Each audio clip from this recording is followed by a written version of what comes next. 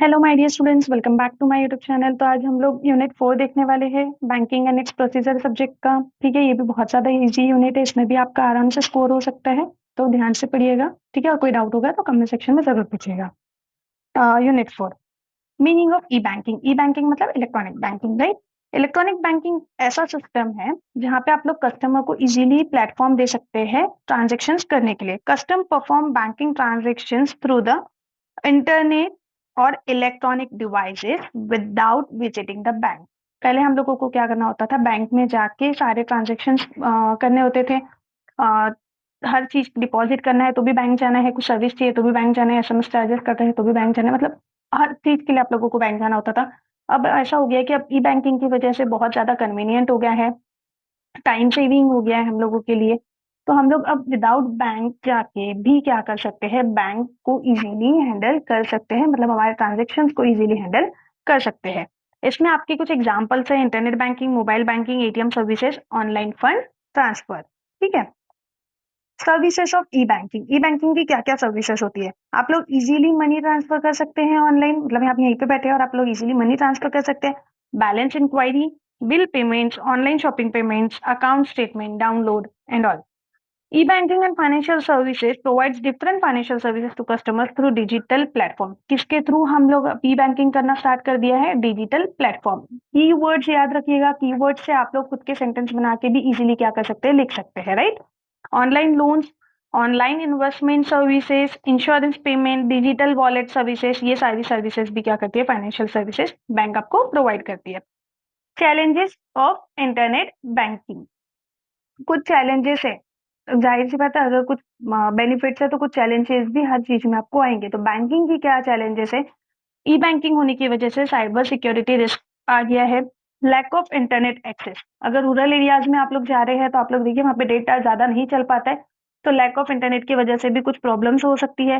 Technical error आ सकते हैं, right. और लैक ऑफ डिजिटल नॉलेज, जैसे हमारे बड़े हैं उनको डिजिटल नॉलेज उतना नहीं है तो उनको प्रॉब्लम्स होती है ट्रांजेक्शन करने में, राइट। तो ये हमारे कुछ लिमिटेशंस है। अपॉर्चुनिटीज भी है, अपॉर्चुनिटीज की 24/7 आप कभी भी बैंकिंग सर्विसेज यूज कर सकते हैं। फास्ट ट्रांजेक्शन है, बहुत विजिटिंग नहीं करना होता है जाके, टाइम कंज्यूमिंग नहीं है।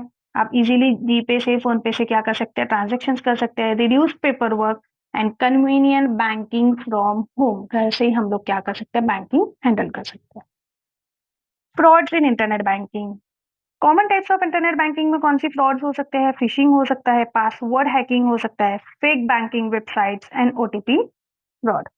Internet banking versus traditional banking, इन दोनों में क्या डिफरेंसेस है। तो इंटरनेट बैंकिंग ऑनलाइन ट्रांजेक्शन कर देते हैं, 24/7 अवेलेबल है और फास्टर सर्विस प्रोवाइड करते हैं। As compare to traditional banking, internet banking ज्यादा बेनिफिट है, ज्यादा अच्छा है, ठीक है, beneficial, right. Physical branch required, limited banking hours 9 to 5 और 10 to 5, राइट। स्लोअर प्रोसेस, इसीलिए इंटरनेट बैंकिंग ज्यादा बेटर है as compare to traditional banking, अगर पूछा जाए तो याद रखिएगा।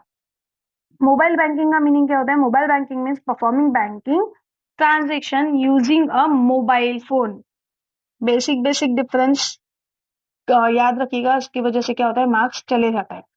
फोन थ्रू मोबाइल एप्लीकेशंस और SMS services. Features of mobile banking, easy access through mobile app, आप मोबाइल के ऐप से इजीली एक्सेस कर सकते हैं।